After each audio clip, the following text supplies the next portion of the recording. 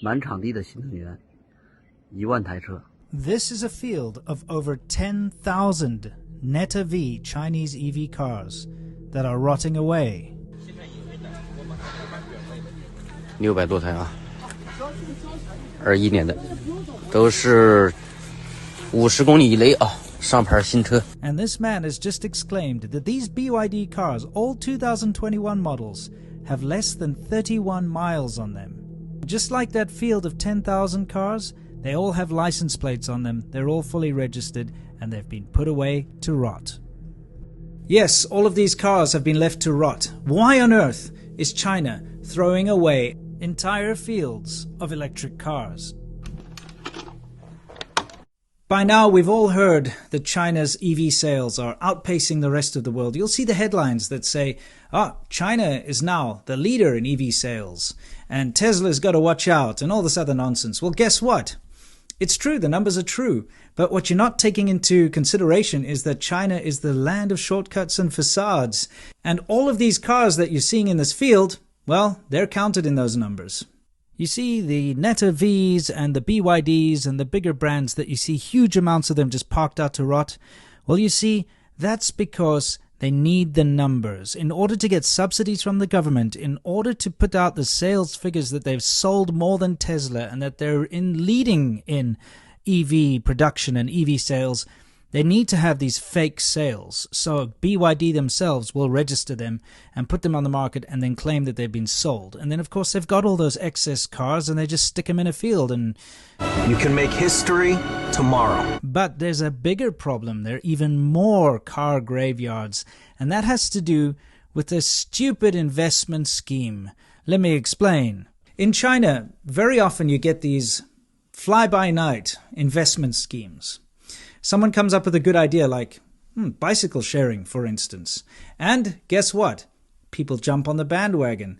They raise a bunch of investment capital. They start a company. We saw it go absolutely crazy with the shared bicycle schemes. We covered this on the China show where we showed these mountains of bicycles that had been discarded because the companies knew that if they pumped these bikes out, they'd keep getting investment. So they just kept pumping them out, even when it wasn't financially viable, because like a Ponzi scheme, you just keep getting your investment money in, and all of these bike companies pretty much shut down except for two. And a lot of the people that started these bike companies ran away with the investment money, never to be seen again. The bicycle sharing schemes kind of came to an end in late 2018. And then suddenly, and because the bicycle sharing investment scheme had now disappeared, people stepped in with a new investment scheme for shared vehicles. And this time it was for electric cars. Now, there's this fantastic video, which I'm going to link below in the description. You can see it in the background here. But there's a documentary filmmaker who went and took drone footage of the shared bikes. And he made this video called No Place to Place in 2018, where he showed all of these massive mountains of the shared bike failures. But he then went in 2019 to film the fields of abandoned electric vehicles. So this is No Place to Place 2. And what you're seeing are these fields of shared cars. You see, the idea, like shared bicycles, would be that you have an app. And if you need a car, you can look in your app and see, oh, there's a shared car nearby, a shared electric vehicle. And you go and you unlock it with your app and you can drive to your destination and then lock it again. It's actually a very nice idea. It's not a bad idea at all. But of course, because it's all a money grab and it's a ridiculous scheme and a Ponzi scheme type situation in China, they just pump these things out without doing proper market research, without actually seeing if it was viable or not. And so the end result is fields and fields of thousands of hundreds of thousands of abandoned vehicles that are now going to rot. Now, this is where it gets insidious. These cars are electric vehicles, and that means they have batteries in them.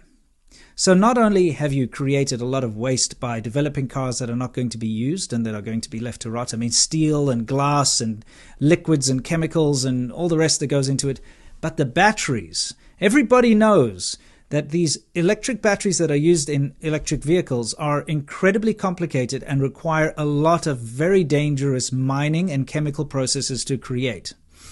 There are human rights atrocities attached to making these batteries, if you want to look into it, child labor, slave labor, that kind of thing.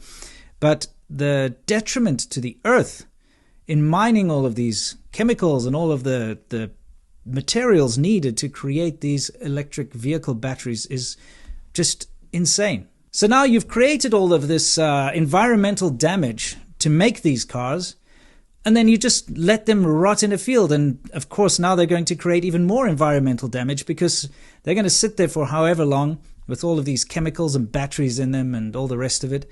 And they're going to pollute the environment further. So it's like a double whammy. Not only have you damaged the environment making them, but now you're damaging the environment by discarding them.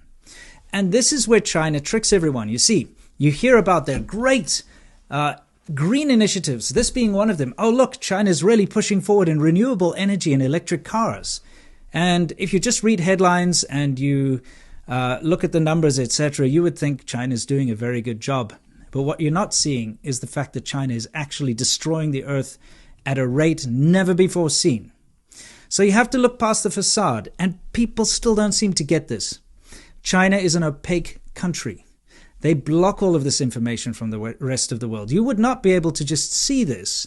If a company does something like this in the West, you bet your bottom dollar there's going to be a lot of eyes on it. A lot of big news outlets will cover this. There will be, heads will roll. People will have to reply to this. The companies would have to pay some kind of a fine for damaging the environment or for doing bad things like this, like an oil spill or something like that. We know that there are ways to deal with these things, but because we don't see these things in China, nothing gets done. These massive fields of electric cars just sit there rotting. China's green technology initiatives that you keep hearing about are mostly bullshit and a smokescreen to hide the fact that they're doing all sorts of environmental crimes. And remember, it's all about turning a profit. It's not about saving the environment or anything like that. It's a propaganda push and it's a money grab. They want your investment. They'll say, hey, look, invest in China, invest in these green initiatives. You feel good, you go and invest your money. It's being used for wasteful projects like this that really damage the earth. So think twice before investing in China.